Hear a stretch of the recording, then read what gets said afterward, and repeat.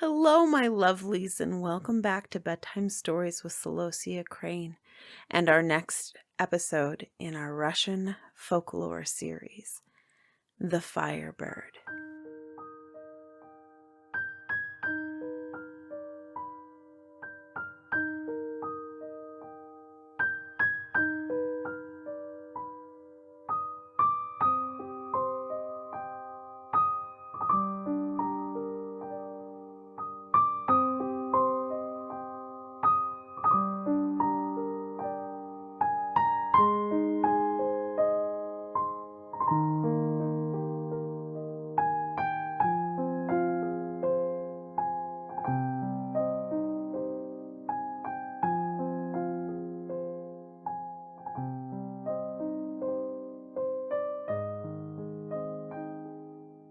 It was a great day when the prince was born.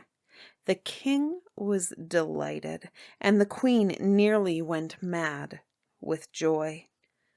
The courtiers, though they hardly dared dance a trepak in the palace, could not keep their heels still, while the guards, the attendants, the little pages, and pretty kitchen maids drank tea and coffee, glass after glass, till the following morning, when they all had supper and then crept off on tiptoe to bed.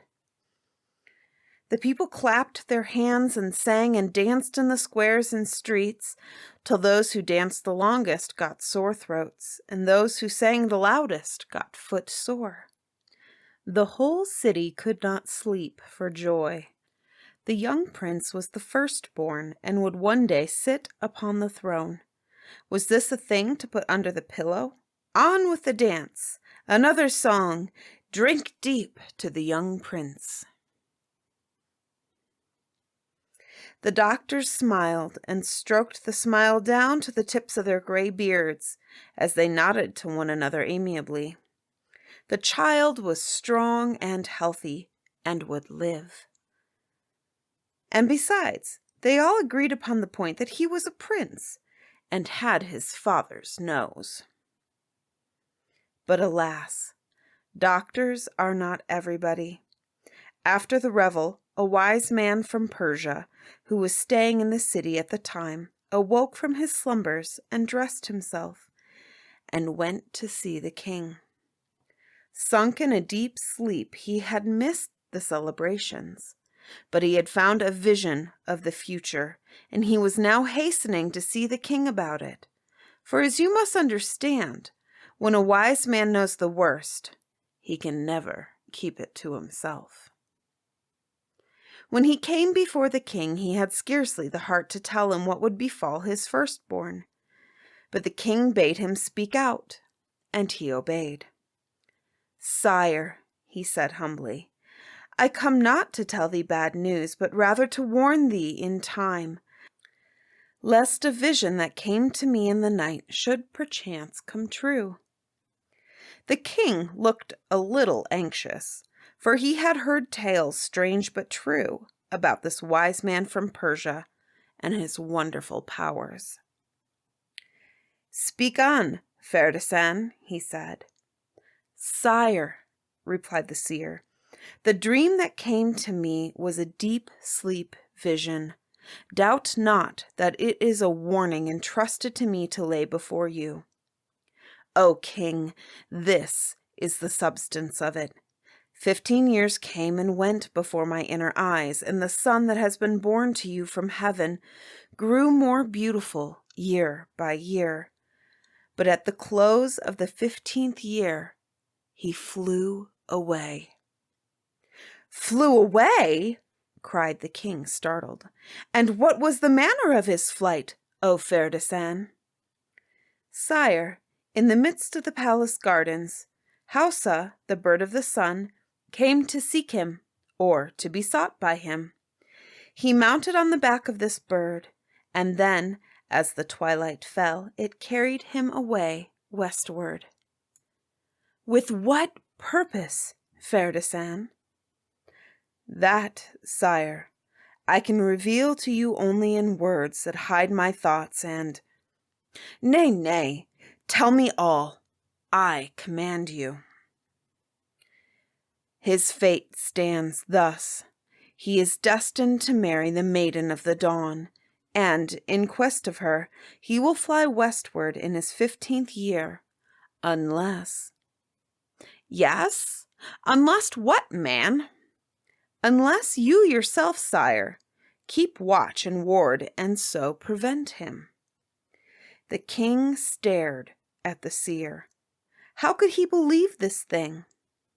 It seems that you have come to disturb my peace, he said angrily. What proof have I that you speak truly? If your wisdom has brought me this warning, then your wisdom can avert the evil fate.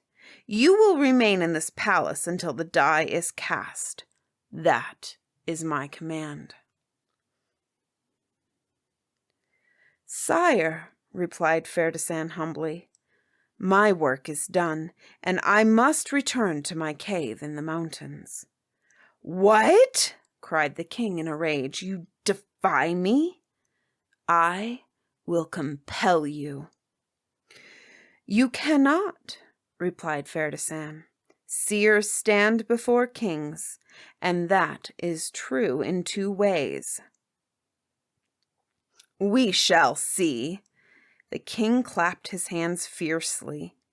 Then, as 2 guards came running in answer to the summons, he cried, Take that man and place him in the dungeon. The guards turned upon Ferdinand, who stood calm and unmoved, looking at the king. Then, as they were about to seize him, a strange thing happened. They clutched at the empty air and staggered against one another, amazed. For a moment the throne room seemed to echo a sweet music from far away. For a moment it was filled with the faint fragrance of mountain lilies. Then the king saw a thin gray mist slowly issuing through one of the windows to dissolve in the sunlight. And then he knew. From that time forward, the king regarded the seer's prediction with great anxiety. He watched the young prince continually in his first years, and when, as was often the case, he saw him gazing wistfully toward the west when the sun had set, he felt sure that the coming event had cast its shadow before. Accordingly, as soon as the young prince entered his 15th year, the king had him imprisoned in a lofty tower situated in the palace gardens, and placed a guard about it, for he was determined to take no risk whatever. But while he kept the prince a close prisoner, he surrounded him with every luxury, for he loved him dearly. He even promised him that, on his 15th birthday, a great festival would be held in his honor, though he himself would only be allowed to watch the festivities from the high window of the tower. The prince implored his father to let him wander in the gardens on his birthday, but the king was so afraid that, by some means or other, he would be spirited away that he refused. In addition to this, he double-locked and barred the topmost room of the tower in which the prince was imprisoned. On the day of the festival, the sun rose bright. As the prince watched it from his high window, his heart rose with it. At noon, he had fully decided to disobey his father and escape from his prison. He brooded till sunset. Then, as the twilight gathered, he went to the window again and listened to the sounds of festivity in the city all around. Presently, he leaned out over the windowsill and looked down. It was a long way to the ground, but the gardens were beautiful, and he was determined to reach them and roam free among the flowers and trees. Was not this his birthday, and was not the city holding high festival in his honor? It seemed hard that he should be a prisoner when even the guards of his prison had stolen away to join the merry throng. The city without was a blaze of light and a chorus of revel, but the gardens below seemed to be deserted. Now was his opportunity. Turning back into the apartment, he swept his eyes round for anything that would serve as a rope. There were heavy hangings falling from the high ceiling. He could not pull these down. There was the carpet. Yes, he could make a rope of that. He quickly secured a knife and ripped from the edge of the carpet many long threads. When he had a sufficient number, he set to work to plait a rope, splicing fresh threads in at intervals until it was nearly 100 feet long. Then he tied one end of it securely to one of the pillars supporting the roof, and let the free length of it down from the window. By the light of the full moon sailing overhead, he could see that the end of the rope reached as far as the branches of a tree growing at the foot of the tower. It was now past midnight, and the garden below was just as silent as the city outside was loud with merriment.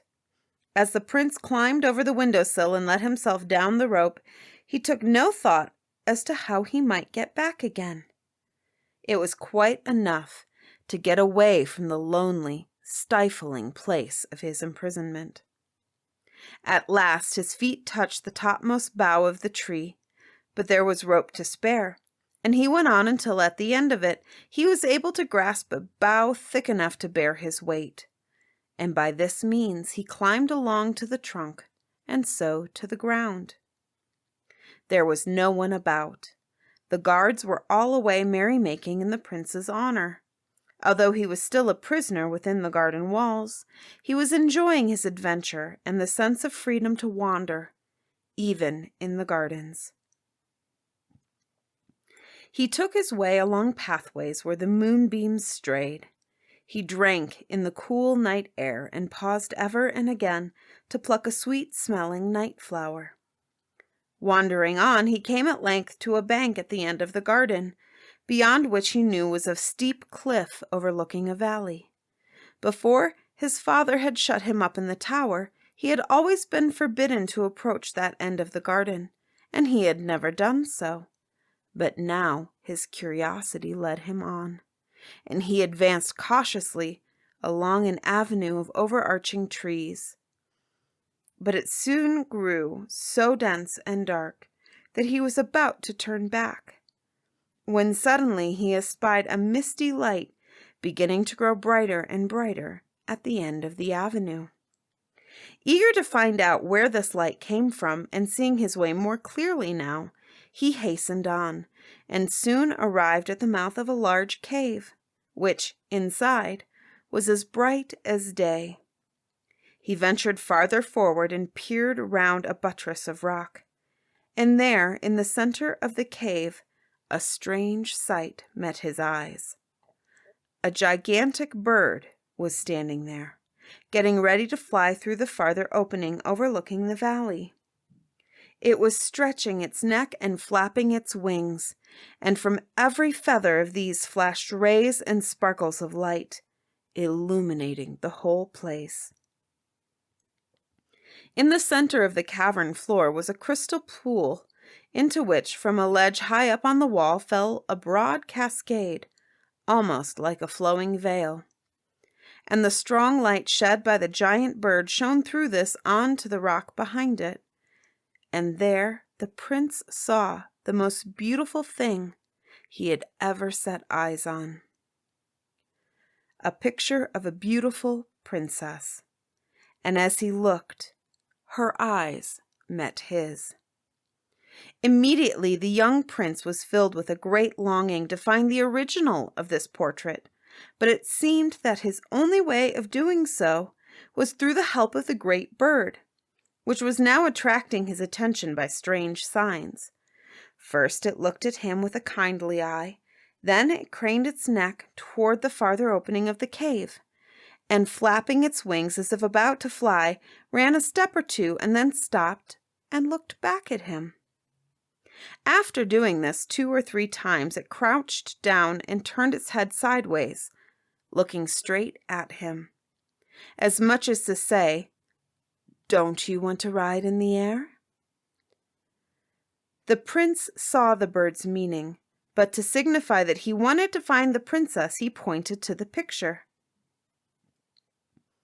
At this, the bird spread its wings right out until the tips brushed against each side of the cave. the feathers quivering intensely and throwing out such a bright light which almost blinded the prince. Then the bird drew in its wings and made a sign to him to mount between them.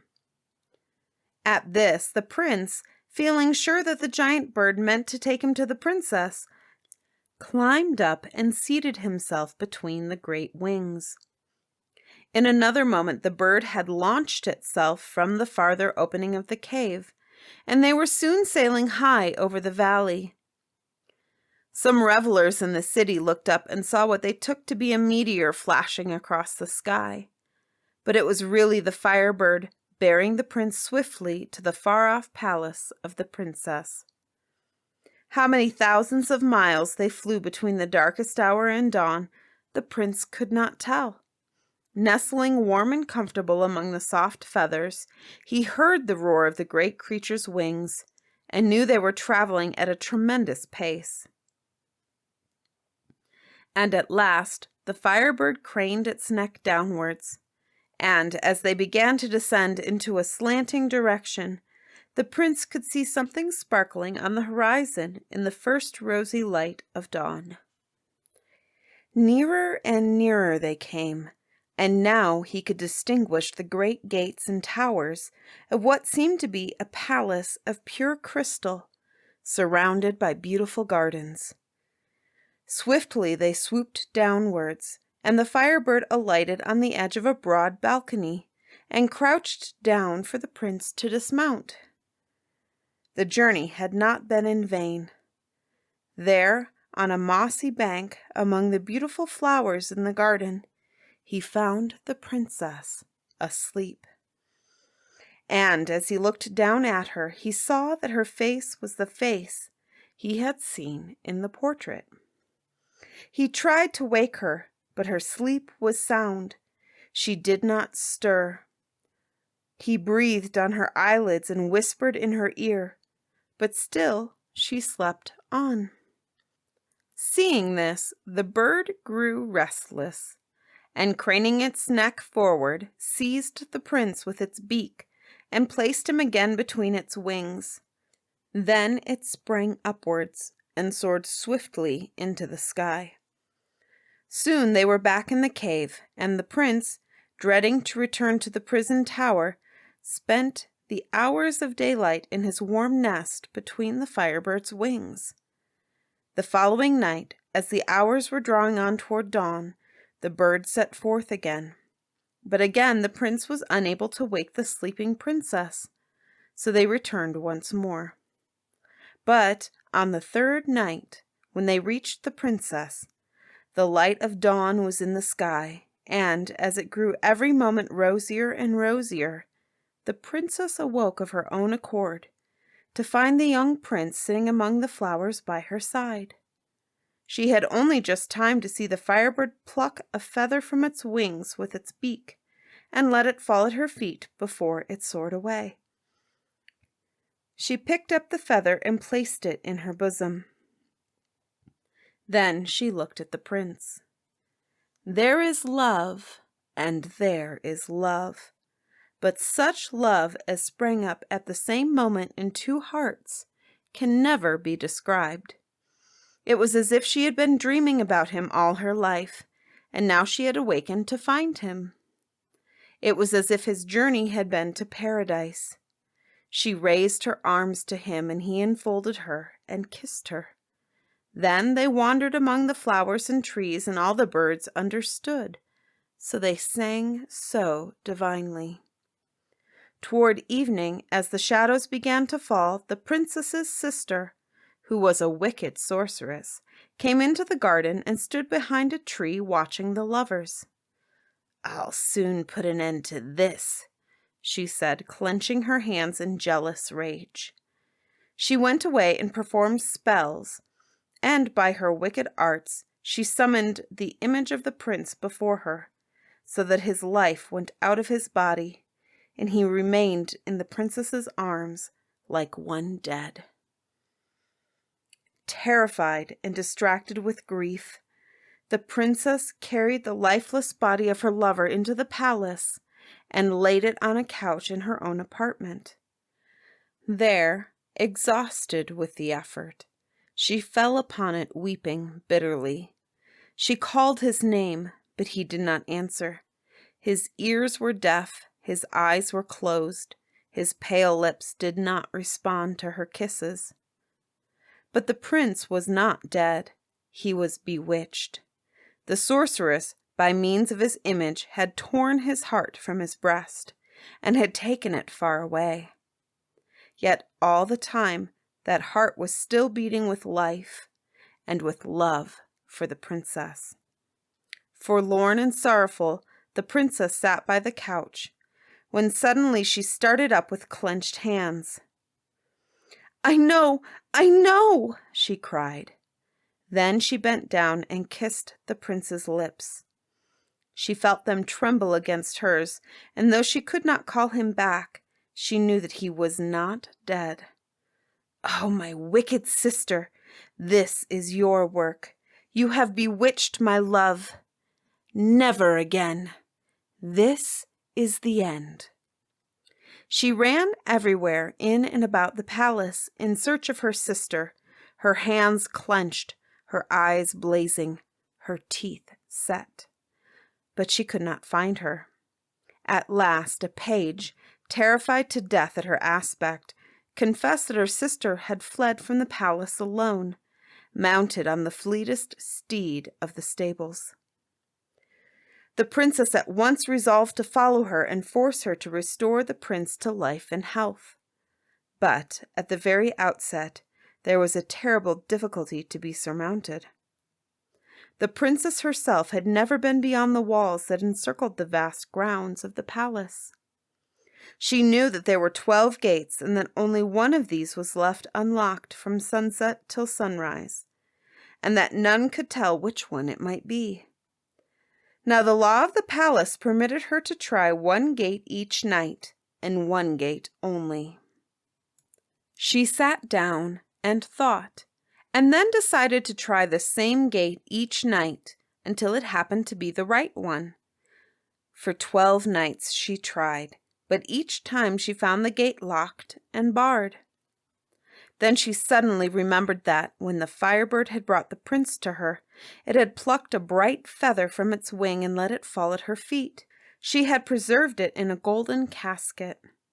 Could it be that this feather had magic powers? She ran with all haste to her apartment, and took it from the casket. As she did so, it sparkled and quivered.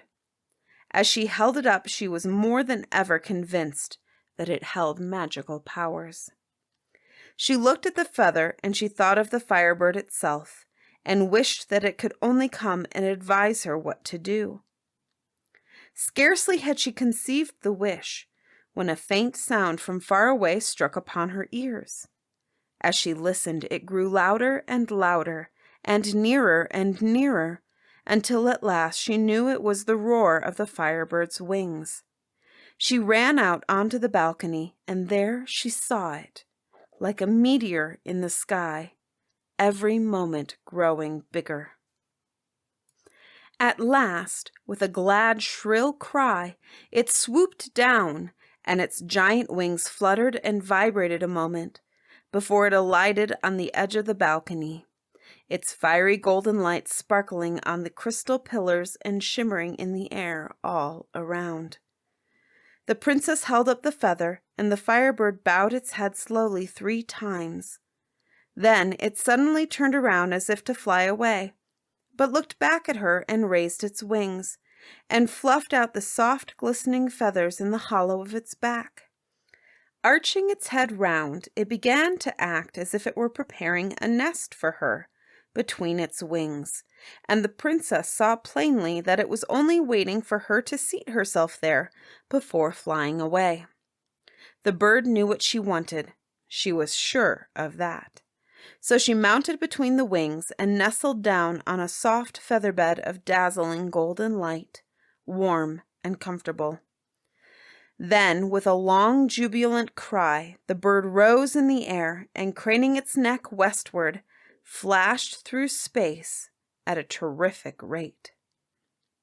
Very soon they overtook the setting sun, past it, and left it sinking on the horizon as they went on into the purlieus of the land of night and silence, which lies beyond the great round shoulder of the world. And here the Firebird blazed along, leaving a trail of light in its wake, and throwing a radiance on the hills and forests over which it passed, until it came, by way of the valley which has no borders, to the forest without an end. Here the bird swooped downwards, and alighted before a black-mouthed cave. He crouched while the princess dismounted, and as she did so, the bird plucked 2 fresh feathers from its wing with its beak and held them out to her. They shed a brilliant light, and she, seeing at once that they would serve as lamps, took them 1 in each hand and advanced into the gloomy cave. She had not gone far when she heard a voice crooning a witch song, and peering round the edge of a rock, she espied her sister seated beside a cauldron beneath which was a freezing fire, fed with blocks of frozen brine.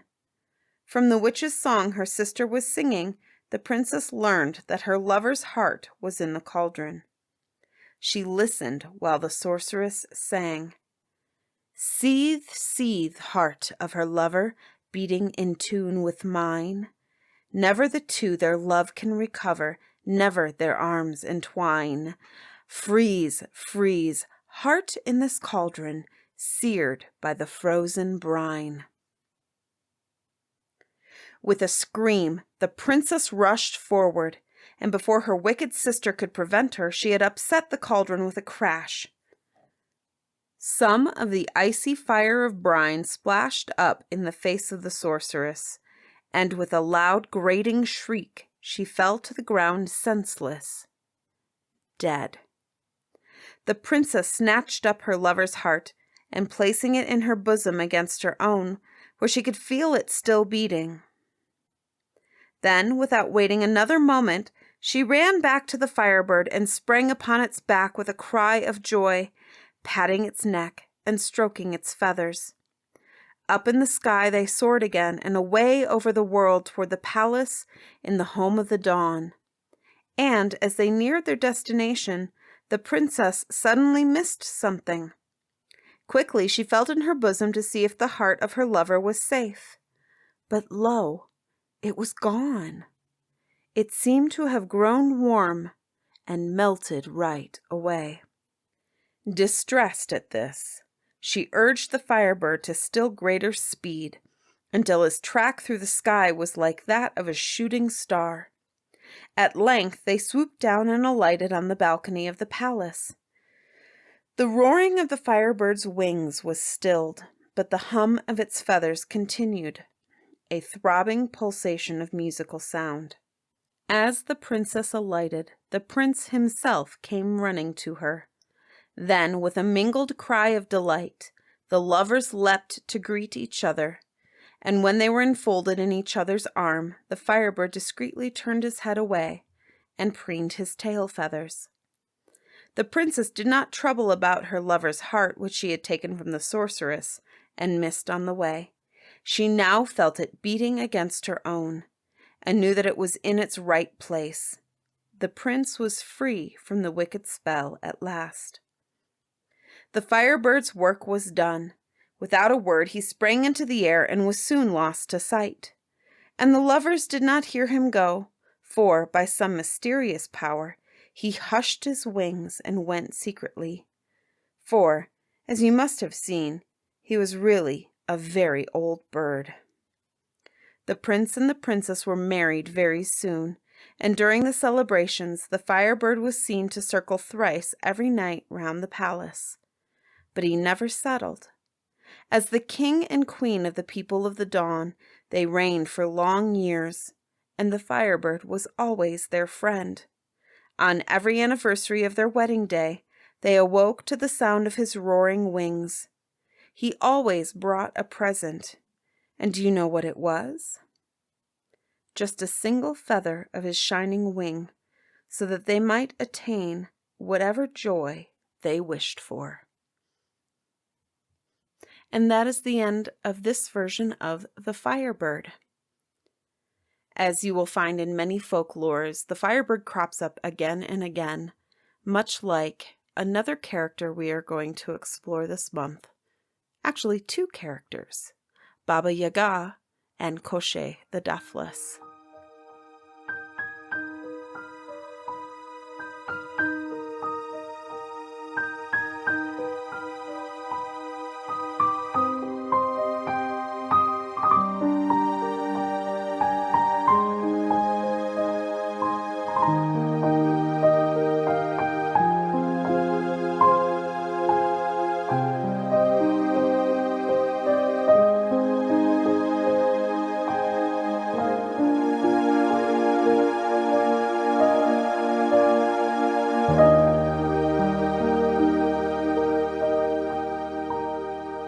Bedtime Stories with Celosia Crane is proudly produced by Lantern Audio Works.